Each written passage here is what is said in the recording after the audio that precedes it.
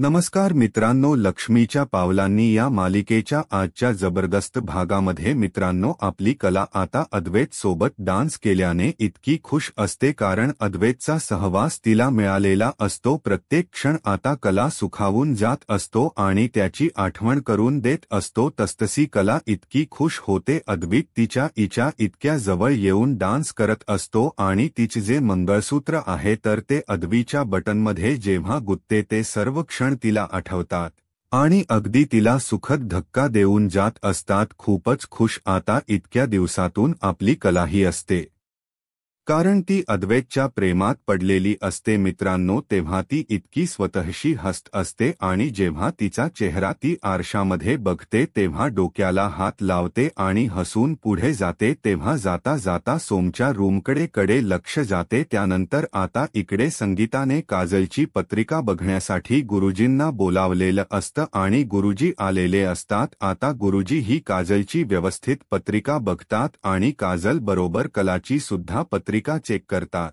परंतु काजलच्या पत्रिकेत कोणता दोष नसतो। परंतु आता कलाची जेव्हा पत्रिका चेक करतात तर गुरुजींना धक्काच बसतो। गुरुजी म्हणतात की अरे बापरे, संगीता घाबरतच विचारते की गुरुजी अहो काय झालं, तर गुरुजी म्हणतात की हे बघा संगीता वहिनी, काजलच्या बाबतीत काही नाही, परंतु कलाच्या बाबतीत मात्र एक खूप मोठं असं सावट तिच्या संसारावर पडलेला आहे। संगीताला आता गुरुजींचे हे बोलणे ऐकून मात्र खूप टेन्शन येते। संगीता म्हणते की म्हणजे अरे देवा, कारण काजलच्या पत्रिकामुळे थोडासा दिलासा मिळाला होता, परंतु अरे देवा या कलाचं काय।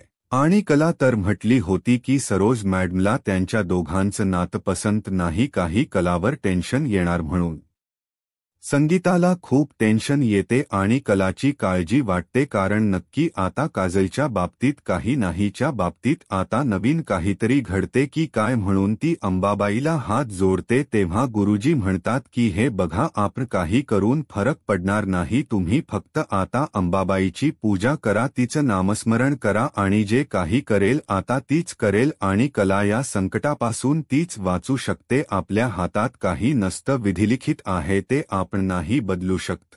त्यानंतर आता सोहम रूममध्ये असतो आणि जेव्हा त्याने कला काजल सोबत डान्स केलेला असतो तेव्हा काजल त्याला जे काही बोललेली आहे ते सर्व काही त्याला आठवते आणि आता काजलच्या ह्या बोलण्याने मात्र सोहम खूप टेन्शनमध्ये येतो। नक्की आता काय करू आणि काय नाही अशी त्याची अवस्था होऊन तो अगदी डोक्याला हात लावून विचार करत असतो। परंतु आता कला तेथून जात असते आणि कला आता पुन्हा हसत इतकी खुश असते। जेव्हा ती सोंगडे तिचं लक्ष जातं तेव्हा बारीक विचार करून ती सोंगडे बघत असते, तेव्हा नक्की काहीतरी आहे। सोहमला कसलं तरी टेन्शन आहे हे आता कलाच्या लक्षात येते। तेव्हा कला आता सोहमकडे बघून विचार करते, एकदा मी सोहमशी बोलून बघू का। नक्की कसला विचार करत असेल हा, आणि परत ती विचार करते की नाही नको, मी जर त्याच्याशी असं डायरेक्ट बोलले तर चांदेकरला ते नाही आवडणार, अगोदर चांदेकरला त्याच्याशी बोलून दे, कारण मी जर थेट आता सौमशी बोलले तर तो बोचकपणा होईल, म्हणजे त्याला तसं वाटेल, त्यापेक्षा मी आता डायरेक्ट अद्वैतशीच बोलते असं ती आता ठरवते। म्हणून ती लगेच आताला बोलण्यासाठी अद्वैतकडे येते। अद्वैत रूममध्ये आता काम करत असतो, तेव्हा आता तेथे आल्यानंतर ती लगेच अद्वैतला म्हणते की चांदेकर, मला तुझ्याशी थोडसं बोलायचं आहे। तेव्हा आता अद्वैत म्हणतो की हो बोल ना लवकर। तेव्हा कला सांगते की हे बघ, अरे जेव्हा आपल्या रूममध्ये आपण येत असतो तर वाटेत सोहमची रूम लागत असते, तेव्हा आता अद्वैत लगेच म्हणतो की त्याचं काय, जे काही आहे ना तुला बोलायचं तर मुद्द्याच बोल। तर कला सांगायला सुरुवात करते की अरे त्याच्या खोलीचं दार हे अगदी उघडं होतं थोडसं, म्हणून मी सहज डोकावून बघित, तेव्हा मी बघितलं तर सोम खरंच खूप विचारत होता, कुठलं तरी विचार तो करत होता, अगदी डोक्याला हात लाव, म्हणजे मला असं वाटतं की नक्की त्याच्या मनामध्ये काहीतरी आहे। तू एक काम कर, एकदा त्याच्याशी बोलून बघतो तो का तेव्हा आता अद्वैत म्हणतो की हे बघ खरे अगं तू काही वेड लागलं की काय तुला परत परत तेच तेच काय बोलतेस त्यावर आता कला म्हणते की चांदेकर अरे मी परत परत तुला तेच सांगते मग एकदा तू गांभीर्याने त्याच्याकडे बघ त्याचा विचार कर तू तुझ्या भावाशी जर बोलला तर त्याने काही आभाळ कोसळणार नाही त्यामुळे तू एकदाशी नक्की बोलू शकतो तेव्हा आता अद्वैत चिडतो अद्वैत म्हणतो त्याच्या मनात जर काही त्याला सांगायचं असेल तर तो नक्की एकदा तरी त्या माझ्याशी बोलू शकतो कारण स्पेस या शब्दाचा अर्थ तुला कळतो का तेव्हा आता कला म्हणते की हो चांदेकर अरे नक्की पण ती पोकळी आहे की स्पेस आहे हे कळायला हवं स्पेसच्या जागी माणूस एकटा पडायला नको म्हणजे झालं त्यावर आता अद्वैत म्हणतो अरे हे बघ प्लीज तू आता विषय वाढू नको अगं एखाद्याला आपण स्पेस कशासाठी देतो कारण त्याला विचार करायला थोडासा वेळ हवा त्याला तो मिळावा म्हणून देतोस ना म्हणजे हे बघ आपण समजा त्याला स्पेस दिली नाही आणि डायरेक्ट आपण त्याच्याशी बोलायला गेलो तर याचा अर्थ काय होतो की आपण त्याच्यावर कुठला तरी विचार लादण्यासाठी जबरदस्ती करतो त्यावर आता कला म्हणते की हे पक चांदेकर अरे हे लादणं नाही मला फक्त इतकंच वाटतं की नक्की सोमला काहीतरी बोलायचं आहे कारण तो इतका टेन्शनमध्ये दिसतो नक्की त्याला काहीतरी सांगायचं आहे म्हणून मला असं वाटत जोपर्यंत तो बोलत नाही तोपर्यंत आपण त्याने बोलावं असे का वाट बघतोय एकतर तो हो म्हणेल किंवा नाही म्हणेल असं काहीतरी तो सांगेल आपण जर एकदा त्याच्याशी बोलून त्याला विचारलं नक्की तो कसला विचार करतोय मग नक्की तो काहीतरी आपल्याला सांगेल ना त्याबद्दल आणि जर त्याने आपल्याला सांगितले तर त्याच्या मनावरचा हार भारा हलका होईल आणि तो जर नाही बोलला तर मात्र आपल्या मनावरचा प्रश्न दूर होईल कारण तो जर म्हणाला की खरंच हे लग्न करून मी आनंदी आहे खुश आहे तेव्हा मात्र कुठेही प्रश्न तर मिटला आणि आपल्या मनातील सुद्धा शंका दूर होईल रे अरे मला फक्त इतकंच म्हणायचं आहे की अरे अरे जरी आपण त्याला काही विचारलं तरी त्यातून आपलं असं नुकसान काही होत नाही आणि हे बघ मला असं वाटतं की उद्या असं काहीतरी व्हायला नको की जे काही घडलेलं आहे आणि त्याबद्दल आता आपण विचारता विचारता राहूनच गेलं की सल आपल्या मनामध्ये राहिलं नको म्हणून मी तुला आता समजावते की आता तू एकदा विचार करून बघ तेव्हा आता अद्वैत म्हणतो की हे बघ अगं खरे तू काहीतरी वेगळाच विचार करते मी सोमला लहानपणापासून माझ्या भावाला ओळखतो आणि काय तू सोमला कधीपासून ओळखते 1 वर्ष झाले ना सोमला सुद्धा मग त्याला वेळ दे लग्न म्हटल्यानंतर आता मुलांना टेन्शन तर येते त्यावर आता कला म्हणते की अरे प्रश्न फक्त लग्नाचा नाही तर प्रेमाचा सुद्धा आहे त्यावर आता लगेच अद्वैत म्हणतो की एक्झॅक्टली आणि ते सर्व तुला कसं कळणार तुला कारण काही अनुभव आहे का प्रेमाचा प्रेमात पडतानी आणि प्रेमात पडल्यानंतर एखाद्याची किती ताराम उडते याची कल्पना तरी आहे का तुला अगर ज्या रस्त्याने आपण गेलेलो नाही त्या रस्त्याने किती खड्डे आहेत हे आपल्याला कसं कळणार आणि काय तू कधी कुणावर प्रेम केलंस का तर कला लगेच हो म्हणून जाते तेव्हा आता अद्वैत तिच्याकडे लगेच धक्क्याने पाहायला सुरुवात करतो तेव्हा कला मात्र खूप लाजते तर अद्वैत विचारतो की काय काय म्हणालीस तेव्हा आता कला लगेच आपला चेहरा लगेच बाजूला घेते आणि लाजल्यासारखं करते तेव्हा लगेच आता अद्वैत पुन्हा तिला म्हणतो की खरे मी तुला काहीतरी विचारतोय प्रेमात पडल्यानंतर आणि प्रेमात पडल्यावर एखाद्याची किती ताराम उडते याची कल्पना आहे का तुला म्हणून कलाला आता सारखं अद्वैतच बोलणं आठवते त्या विचारात ती पडते आणि अद्वैत सोबत जो काही तिने एक आत्मिठीत येऊन डान्स केलेला आहे तो सर्व डान्स त्याला आठवतो कला मात्र त्या विचारात गुंतून गेलेली असते अद्वैत नक्की काय म्हणतो याकडे तीच लक्ष नसतं ती सारखी आता रोमांटिक होत अद्वैतकडे बघत असते तेव्हा अद्वैत तिच्या हाताला धरतो आणि खरे मी तुला काहीतरी विचारतोय असं आता म्हणतो तेव्हा कलाही त्याच्याकडे एकटक अगदी जे काही प्रेमात पडल्यानंतर जे काही चेहरा होतो अगदी त्या चेहऱ्याने त्या डोळ्यांनी ती अद्वैतकडे बघत असते आता अद्वैतने असं विचारलं यानंतर कला लगेच अगदी खूप लाजते आणि हसतच ती पळत सुटते बाहेर येते. अद्वैत म्हणतो की खरे पळतेस कुठे, थांब जरा, मी तुला काय विचारतो आणि तू असे काय पळतेस. अद्वैतला आता या कलाच खरंच काही वागणं कळत नसतं. जेव्हा ती हसत पळत बाहेर येते तेव्हा सरोजला तिचा धक्का लागतो. तेव्हा आता सरोज खूपच ओरडते की मूर्ख मुली, अगं अक्कल आहे की नाही तुला, काय करतेस तू. तेव्हा आता कलाही काही उत्तर नाही देता पुढे निघून जाते. त्यानंतर आता अद्वैत लगेच कलाच्या मागे बाहेर येतो तर सरोज आता त्याला बाहेर आलेल बघून विचारते की काय रे अद्वैत, काय झालं, तू काय म्हणजे कोणाच्या मागे पडतोय. तेव्हा आता लगेच अद्वैत कावराबावरा होतो आणि काही नाही आई ये ना असं म्हणून तो पुन्हा रूममध्ये येतो. तेव्हा सरोज त्याला विचारते की अरे मी तुला हे विचारण्यासाठी आले होते, अनामिकाला जे दागिने आपल्याला द्यायचे आहेत ते सर्व तयार तर आहेत, त्यात जे काही फिनिशिंग वगैरे आहे ते सर्व काही एकदा बघून घे. तेव्हा अद्वैत म्हणतो की हो आई, आणि व्यवस्थित काही सर्व तयारी करून ठेव. आणि परत आता विचारते की काय रे ही अशी कळत पळत का गेली ही मुलगी. तेव्हा आता अद्वैत थोडासा कावराबावरा होतो आणि म्हणतो की मला माहिती नाही. तेव्हा मात्र सरोज विचारते की अद्वैत, परंतु ती असे घरातल्या घरात का धावतेस.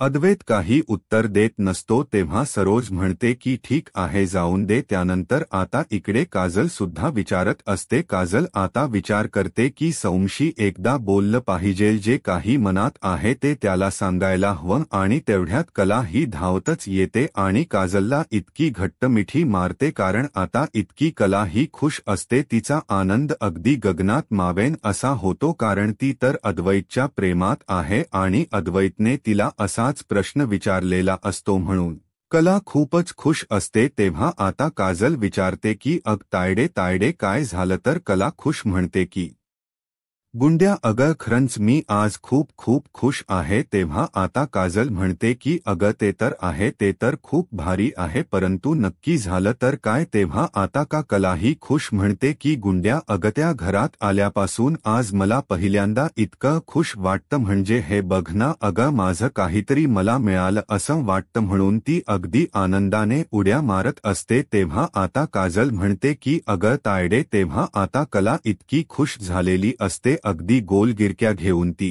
डान्स करत असते अगदी इतक्या आनंदाने. तेव्हा तिला आता आतापर्यंत अद्वैत आणि तिच्या सहवासाचे एकत्र मिठीत येण्याचे जे काही क्षण घडलेले आहे त्या सर्व क्षणाची आता तिला आठवण होते आणि ती अगदी आनंदाने उड्या मारायला सुरुवात करते. काजलचा हात धरते आणि तिला सुद्धा तिच्या आनंदामध्ये सहभागी होऊन ती ओढत असते. काजल आता विचार करते की नक्की ताईला काय झालं असेल, ती काय इतकी विचार करत असेल. ती आनंदाने उड्या मारत असते आणि काजलच्या डोक्यातील हात काढते, ती सुद्धा अगदी वर फेकत त्या आनंदाचा तो अगदी आनंदमय वातावरण ती करून टाकते. काजल आपली जी काही हाट आहे ती झेलते. नक्की आता ताई काय झाले असेल, ती काय इतकी आनंदी असेल म्हणून विचारण्याचा प्रयत्न करते, कारण आपली तायडे इतक्या दिवसातून आनंदी आहे यामुळे काजलला सुद्धा आनंद होतो. ती आता कलाचा हात धरते. तायडे अगं तायडे, तिच्या हाताला धरून तिला खाली बसवते आणि विचारते अगं तायडे तुला काय झालं. तायडे अगं सांग ना. परंतु प्रेमात एखादी व्यक्ती पडल्यानंतर तिची जी काही अवस्था होते तशी मित्रांनो आपल्या कलाची अवस्था झालेली असते, कारण अहो मित्रांनो आपली कला अद्वैतच्या प्रेमात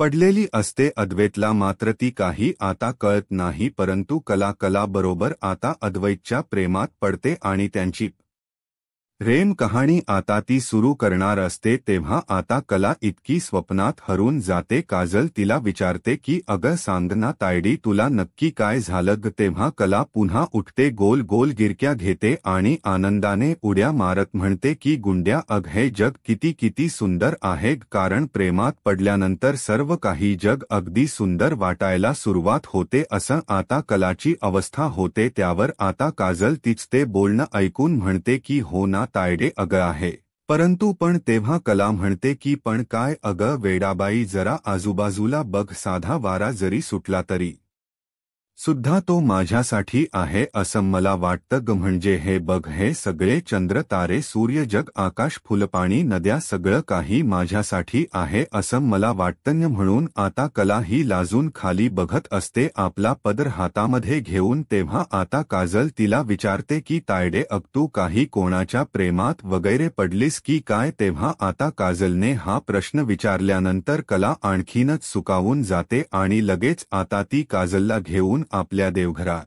येते. देवाला नमस्कार करते, अंबाबाईला हात जोडून मनोभावाने हात जोडून प्रार्थना करते. अंबाबाईला हात जोडून म्हणते की अंबाबाई अग जे काही झालं ना ते सगळं काही तुझ्यासमोर आहे. कारण जेव्हा मी या घरात पाऊल टाकले तेव्हा मात्र माझं पूर्ण एकच ध्येय होतं की या घरातील लोकांना प्रत्येकाला आता या एका धाग्यामध्ये बांधून ठेवायचं. प्रेमाच्या तेवढंच फक्त माझं ध्येय होतं. माझा नवरा, माझा संसार आणि माझं काही प्रेम असं कोणतेही भावना माझ्या मनामध्ये नव्हती. जे काही होतं ते पूर्ण ध्येय फक्त माझं आणि फक्त कुटुंब होतं. बस इतकंच माझ्या मनामध्ये होतं. या पलीकडे माझ्या मनामध्ये काही नव्हते आणि मी चांदेकरच्या प्रेमात कधी पडेल असं मला कधीही वाटलं नव्हतं. आणि चक्क मी आज चांदेकरच्या प्रेमात पडले असे जेव्हा ती आता देवाला सांगते ते ऐकून काजलला सुद्धा खूप आनंद होतो. कला हात जोडून आता देवी आईला म्हणत असते की अगं आपल्या मनात एक असेल तर नियतीच्या मनात मात्र दुसरं काही वेगळंच असतं. आणि माझ्या बाबतीत सुद्धा अगदी तसेच झालेले आहे. एकमेकांचा रागराग करण्याऐवजी फक्त एकमेकांचा मित्र होणं, एकमेकांपासून दूर धावण्यापर्यंत तर एकमेकांपर्यंत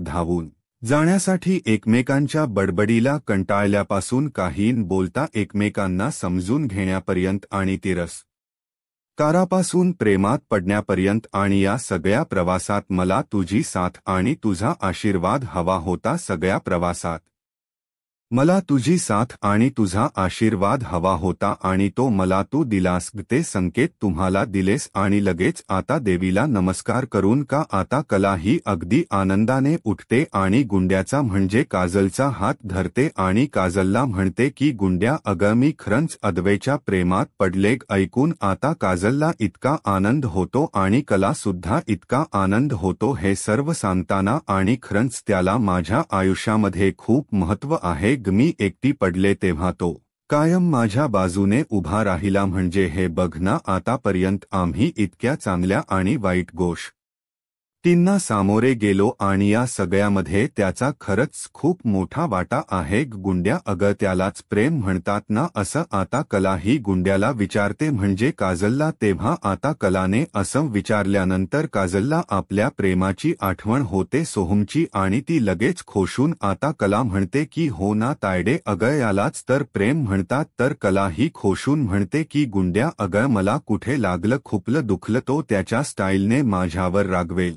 परंतु मला लगेच तो मल लावेल, त्याशिवाय तो शांत नाही बसणार. आणि हे बघ ना अग तुला आठवते का जेव्हा आपले जगदंबा भांडार उद्ध्वस्त झाले होते तेव्हा माहिती आहे का त्याने काय केलं होतं. आणि खरंच अगं ते सर्व आठवते. आणि त्याने माझ्यासाठी काय असं केलं नाही. अग माझ्यासारख्या जे काही मुलीला त्याने अगदी साथ देऊन जी काही कला माझ्या अंगात होती त्याला वाव देऊन सरोज मॅडमच्या विरोधात जाऊन सुद्धा त्याने मला ऑफिसमध्ये नेलं. आई बाबांच्या डोक्यावर जे कर्ज होतं ते कर्ज अगदी चुटकीसर त्याने अगदी सोडवलं. आणि डिहोतच्या वेळी सुद्धा तो अगदी सही करताना माझ्यासाठी थांबलास. तेव्हा आता हे ऐकून काजल खुश होते आणि म्हणते की अरे छा, हो ना, हे सर्व तर खरं आहे. तर तेव्हा आता काजल आता कलाची ती अवस्था बघून इतकी खुश होते. काजल मनात म्हणते की खरंच प्रेमात पडणं हे किती सुंदर असतं. आणि तायडीला दाजीबद्दल काहीतरी असं वाटते, तेच तर आपल्याला सुद्धा सोहमबद्दल वाटत. तेव्हा आता कला अगदी खोशून सांगत असते की अगं माझी छोटी मोठी कोणतीही गोष्ट असून दे, अगदी पान खाण्यापर्यंत त्या सगळ्या काही इच्छा त्याने माझ्या पूर्ण केल्यास. म्हणजे हेच बघ अगं तो अगोदर जसा होता अगदी तसाच आहे, एकदम असा निरागस. आणि हे बघ अंबाबाई अगं म्हणून ती आता कला लगेच देवघरात हा बसते देवाला हात जोडते आणि अंबाबाई, आतापर्यंत तू माझ्या आयुष्यामध्ये जे काही केलंस त्याचं फळ तू मला दिलंस, तेव्हा आता कलाताईत जे काही प्रेम आहे ते बघून आता काजल सुद्धा मनात विचार करते, आपली कलाताई सुद्धा आता तिच्या प्रेमाकडे अगदी चांगल्या दृष्टीने बघत आहे, अगदी चांगल्या दृष्टिकोनाने ती बघते, तर आपण सुद्धा आपल्या प्रेमाकडे चांगल्या दृष्टिकोनानेच बघू शकतो. तिला जे काही प्रेमात पडल्यानंतर इतकं छान वाटतं येते, मला सुद्धा अनुभवायचं आहे, म्हणून आता कुठे काजलच्या मनात ख्या प्रेमाची जागा निर्माण होते, कारण प्रेमाबद्दल आता तिच्या मनात काही असं नसतं, परंतु सोहमच्या ती आता प्रेमात पडलेली असते आणि काही झालं तरी सोहमला मला ते सांगायचं असं आता ती ठरवते आणि हे सर्व करण्यासाठी मला एकदा तरी सोहमशी बोलावं लागेल, म्हणून आता तिला सोहमशी बोलण्याचा एक खूप मोठा क्लू मिळतो आणि तिला लगेच तिच्यामध्ये अगदी भावना निर्माण होते की सौमशी बोलायला हवं, म्हणून ती धावतच आता सौमशी बोलायला बाहेर जाते. तेव्हा कला तिच्याकडे बघते आणि खुश होत पुन्हा आपल्या अंबाबाईला हात जोडते. कलामुळे आज मात्र काजललाही समजलं असतं की प्रेमात पडणं हे किती अगदी आनंददायक असतं, स्वतःला किती आनंद देण्यासारखी ती गोष्ट असते, म्हणून काजल सुद्धा आता बोलण्यासाठी अगदी सज्ज होते. त्यानंतर कलाही आता देवी अंबाबाईला म्हणते की देवी अंबाबाई, तू माझ्या आयुष्यामध्ये जे काही चांगलं केलंस आणि त्या सगळ्याच फळ मला चांदेकरच्या रूपात मिळालेला आहे, आतापर्यंतच्या प्रवासात नेहमी मला तुझी साथ मिळाली आणि हे बघ अद्वैत जर माझा विचार करत असेल, तो जर यापुढे माझ्या आयुष्यामध्ये असेल तर असा काहीतरी देवी आई तू मला संकेत दे, चांदेकर मला आयुष्यभरासाठी जोडीदार म्हणून हवा आहे तेवढ. यात आता मित्रांनो होतो काय देवीचा चमत्कार, चांदेकर आता कलाच्या आयुष्यभर सोबत आहे याचा दृष्टिकोन, याचा एक खूप मोठा संकेत म्हणजे आपली देवी आई लगेच देते. जे काही देवी आईच्या डोक्यावर जे काही वाहिलेलं ठेवलेलं फूल आहे ते फूल लगेच खाली पडते आणि कला आता हे सर्व बघून आश्चर्याचा धक्का बसतो, तिला खूप आनंद होतो, ती तोंडाला हातच लावते. देवी आईची जी काही लीला आहे ती बघून खरंच अगदी आश्चर्याचा धक्का बसतो. तेव्हा कला आता समजते की खरंच मी का चांदेकरच्या प्रेमात पडलेले आहे, देवी आईच्या कृपेने मला तो संकेत मिळाला, आई मला तुझा संकेत मिळाला, म्हणून कला ही देवीला मनोमाने हात जोडते आणि तेवढ्यात आता ही नैना बाहेर येते. नैना आता देवघरात कलाला बघून आणि कला जे काही आहे ते आयंपतीच ते बोलणं ऐकून विचार करते की संकेतला कसला संकेत मिळाला असेल, त्यामुळे आता यापुढे या कलावर मला चांगलंच लक्ष ठेवावं लागेल असं आता नैना ठरवते. तेवढ्यात आता कला ही नैनाकडे सुद्धा लक्ष देत नाही आणि अगदी धावत धावत तिला इतका आनंद झालेला असतो, कारण आज तिला अद्वैच्या प्रेमात पडल्याचा एक देवीने संकेत दिलेला आहे आणि ती धावतच नैनाला धक्का देऊन रूममध्ये पळत जात असते. नैना आता अगदी टेन्शनमध्ये येते की नक्की या कलेला काय झालं असेल, ती काय इतकी आनंदी दिसत असेल अशी काय आहे ही, या मुलीचं काय सुरू असतं, खरंच काही कळत नसतं. नाही मी आत्ताच तिच्या रूमाकडे जाते आणि रूममध्ये बारीक असन तिच्यावर लक्ष ठेवते, नक्की तिचं काय सुरू आहे हे कळायला हवं. आणि लगेच आता तिचं हे सर्व कळल्यानंतर मॉम हिल्लाला मी अगदी ही खबर देते. तर आता अद्वैत तर रूममध्ये असतो. अद्वैत आता कलाच्या या वागण्याचा बारीक विचार करत असतो, तेव्हा तो मनात कुठेतरी विचार करून म्हणतो, हिला नक्की मी काय बोलू, ही प्रेमात आहे म्हणजे नक्की याचा अर्थ काय होतोय आणि याचा अर्थ काय समजायचा आहे मी, आणि ही प्रेमात पडली म्हणजे की कुणाच्या प्रेमात पडली असेल, याचा अर्थ असा होतो ही लग्नाच्या अगोदर कुणाच्या तरी आयुष्यामध्ये होती म्हणून. आणि परत एकदा विचार करतो की जर तसे असते तर मला तर ते लगेच समजले असते, पण नाही, हे जे काही विचार करतो ना तो मला जरा अगदी वीक वाटतो. आणि जर तसं नसेल मग काही असं वेगळंच असेल की आता ही प्रेमात पडले की काय, पण नक्की ती कुणाच्या प्रेमात पडली असेल म्हणजे अगोदर की आता हा सर्व विचार करून तो पुन्हा डोक्याला हात लावतो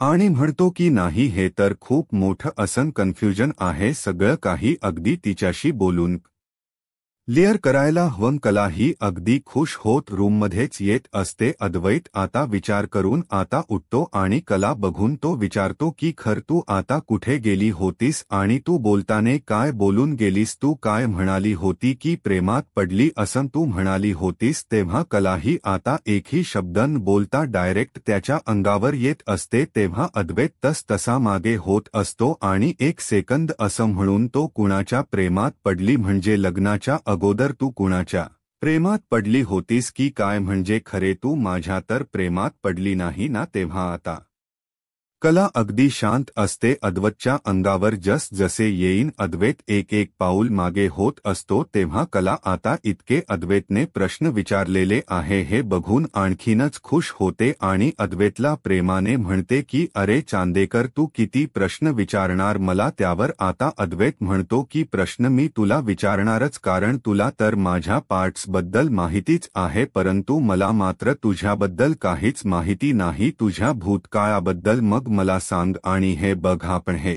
दोघे एकमेकांसाठी कम्फर्टेबल आहोत की नाही त्यासाठी मी प्रयत्न करतोय आणि सांग ना मला. एकीकडे आपण कम्फर्टेबल आहोत की नाही हे शोधण्याचा मी प्रयत्न करतोय आणि दुसरीकडे तुझं तर काहीतरी भलतंच वेगळं सुरू आहे आणि उगाच लोकांना दाखवण्यासाठी हे नातं पुढे नेण्यामध्ये काय अर्थ आहे. त्यामुळे हे बघ आत्ताच आपण क्लिअर असलेलं ब्रत आहे. नुसती बघतेस काय. सांग ना तू कुणाच तरी प्रेमात आहेस की काय. तेव्हा कला ही फक्त लाजत असते. अद्वैतला एकाही शब्दाने ती उत्तर देत नाही. पुढे पुढे होत असते तर अद्वैत तिच्या मागे येतो आणि पुन्हा विचारतो की खरे मी तुला काय विचारतो माझ्या प्रश्नाचे उत्तर दे ना तू. सांग ना. तेव्हा कला ही पुढे जाते. तेव्हा अद्वैत तिला पुन्हा धरतो. तिच्या हातांना धरतो आणि विचारतो की मी तुला काय विचारतो सांग ना खरे. तेव्हा आता अद्वैतने धरलेला आहे हे बघून कला आणखीनच लाजते. अद्वैत तिला दोन्ही हाताने धरतो. कला ही अगदी खाली बघत असते ते पण हसून. अद्वैत तिला विचारतो की तू कुणाच्या प्रेमात पडली की काय. कुणावर प्रेम केलं का तू. एवर सांग ना मला नक्की काय आहे ते. सांग ना मला नक्की तू काय इतकं का छळतेस तू मला म्हणून. अद्वैत तिच्या गालाला सुद्धा हात लावतो. तिचा चेहरावर करून त्याच्या डोळ्यात डोळे घालून तो तिला बघायला लावतो आणि विचारतो की सांग तुम्हाला काही इतकं छळते. तेव्हा आता कला ही खाली मान घालते आणि मनात म्हणते की चांदेकरचा आमच्या नातेबद्दलचा शेवटचा निर्णय काय आहे तर ते मला समजायलाच हवं आणि जर मी त्याला माझ्या मनातील हे प्रेम आहे ते सांगून टाकले तर तो मुद्दाम नाटक करेल पण पहिल्यांदा मात्र त्याला ते नातं हवं किंवा नाही हे ठरवून देईल आणि त्याच्यानंतर मी त्याला माझ्या मनातील भावना सांगणार आहे आता कला ठरवते. अद्वैत आता हे सर्व ऐकण्यासाठी इतका व्याकुळ होतो. आता तो कलाच्या खूप विनवण्या करतो आणि शेवट म्हणतो की खरे आणि कला लगेच अगदी लाजत खाली मान घालत म्हणते की हो आहे मी कुणाच्या तरी प्रेमात आणि म्हणते की हो ना. अरे म्हणजे मूर्तींच्या प्रेमात मी आहे आणि मी वेगवेगळ्या कलाकृतींच्या प्रेमात आहे किंवा पेंटिंगच्याच प्रेमात आहे दागिन्यांच्या डिझाईनच्या प्रेमात आहे. तेव्हा अद्वैत तिला म्हणतो की काय तू वेडी आहेस का. तू प्रेमात पडली की कुणावर प्रेम करते याचं उत्तर तुम्हाला मूर्ख सारखं देतेस का. मूर्ख कुठली. तेव्हा तरी सुद्धा आता कला काही सांगायला तयार नसते म्हणून तो बाजूला होतो आणि कलाही अगदी रोमांटिक होत त्याच्याकडे बघत असते आणि तेवढ्यात नैनाही तेथे येते. अगदी रूमला कान देऊन ती ऐकण्याचा प्रयत्न करते की नक्की ह्या कला काय झालं असेल. ती इतकी आनंदी का दिसत असेल. तेव्हा आता अद्वैत म्हणतो की तुझ्याशी बोलून काहीच मूर्खपणा आहे त्यामुळे तुझ्याशी बोलायलाच नको. तेव्हा आता कला लगेच चांदेकरला म्हणते की चांदेकर अरे मी तुला जर आता एक प्रश्न विचारला तर तू त्याचं उत्तर देशील का. तेव्हा आता कला ही अद्वैतला म्हणते की प्लीज ऐकून घे ना माझं तर. अद्वैत म्हणतो की काय मी तुझं ऐकू. कला म्हणते की प्लीज फक्त 2च मिनिट तू माझं ऐकून घे. बघ ना अरे जेव्हा तू नैना ताईच्या प्रेमात होतात यानंतर प्रेमात पडलास का रे? तेव्हा आता अद्वैत नाही म्हणतो मी त्या प्रेमात नाही पडलो असे जेव्हा सांगतो तेव्हा कला म्हणते की म्हणजे तू प्रेमात पडणार नाहीस का? तेव्हा अद्वैत म्हणतो की मी असं कुठे म्हटलो? तेव्हा कला हसून विचारते की म्हणजे तू पडू शकतोस? तेव्हा आता अद्वैत म्हणतो की हो ना अगं पडू शकतो. तेव्हा कला लगेच आपला हात त्याच्या हातामध्ये देण्यासाठी पुढे करते आणि ठीक आहे तुला तर तुझ्या प्रश्नाचे उत्तर मिळाली ना असं म्हणते. तर अद्वैत हो म्हणतो आणि का असं विचारतो. तेव्हा आता कला म्हणते की अरे मला तुला काहीतरी विचारायचं होतं. अरे तू प्रेमात पडला नाही हे मला माहिती आहे, परंतु अरे तुला कशी मुलगी हवी आहे असं तो अद्वैतला जेव्हा कला विचारते तेव्हा अद्वैत म्हणतो की काय काय म्हणतेस काहीतरी तू का असे प्रश्न मला विचारते? तेव्हा कला म्हणत असते की हो ना अरे त्या बाबतीत फक्त मला तुझं ओपनिंग हवं आहे. सांग ना मग नक्की तू कुठल्यातरी मुलीच्या प्रेमात पडला का? तेव्हा आता अद्वैत म्हणतो हे बघ माझं ओपनिंग तुला सांगून उपयोग काय आणि हे बघ मला वेंधळेपणा करणारी अगदी बालिश वागणारी समुसळेपणा करणारी कपडे इकडे तिकडे टाकणारी आणि कुठलंही काम ऐनवेळी करणारी आणि कुठल्याही गोष्टीचा प्लॅनिंग करता येणारी असं आता कला जेव्हा त्याचं बोलणं ऐकते आणि मनात म्हणते की म्हणजे याला नक्की माझ्यासारखीच मुलगी हवी आहे ना. जे काही तो त्याबद्दल सांगतो अक्की तेच गुण माझ्यामध्ये आहे याचा अर्थ असा होतो की त्याच्या मनामध्ये फक्त आणि फक्त मीच आहे हे आता बघून ती इतकी खुश होते आणि हा भाग येथे संपतो. तर पुढील भागामध्ये कला ही अद्वैतला म्हणते ओके आणि नाईस पॉइंट. त्यानंतर आता अद्वैत म्हणतो की तू ज्या कलेबद्दल बोलतेस ना ती कला मला आवडते. तेव हा आता असं म्हटल्यानंतर आता नैनाच्या हातातून मोबाईल खाली पडतो आणि त्याचा आवाज आता अद्वैत आणि कला हे दोघे ऐकतात. कला आणि अद्वैत आता दोघे बाहेर येतात तर नैना लगेच तिथून लपते. त्यानंतर आता संगीताचा कार्यक्रम असतो. संगीता आता कला म्हणते की हे बघ तुमच्या दोघांच्या संसारात काहीतरी अडथळा येईल असं काहीतरी कृपा करून तू करू नकोस. त्यानंतर आता कला ही रूममध्ये तयार होत असते आणि ती अद्वैतला म्हणते की चांदेकर अरे प्लीज मला हे लावून देशील का? अद्वैत सुद्धा आता खूप छान तयार झालेला असतो आणि आपल्या हाताने आता तो मंगळसूत्राची चैन आहे ती लावून देतो. कला तसतसे अगदी खुश होते. त्यानंतर आता कला आणि अद्वैत आता संगीताच्या कार्यक्रमात इतकं छान मस्त तयार होऊन डान्स करतात. दोघेही आता एकमेकांच्या प्रेमामध्ये अगदी वाहून गेलेले असतात. कला ही रोमॅन्टिकपणाने अद्वैतकडे बघत असते आणि अद्वैत सुद्धा कलाकडे. तेव्हा मित्रांनो आता आपल्या अद्वैत आणि कला या दोघांची प्रेम कहाणी कशी सुरू होते हे बघणं आता खरंच खूप इंटरेस्टिंग ठरणार आहे. त्यासाठी आत्ताच माझा महाराष्ट्र या यूट्यूब चॅनलला सबस्क्राईब करा. धन्यवाद.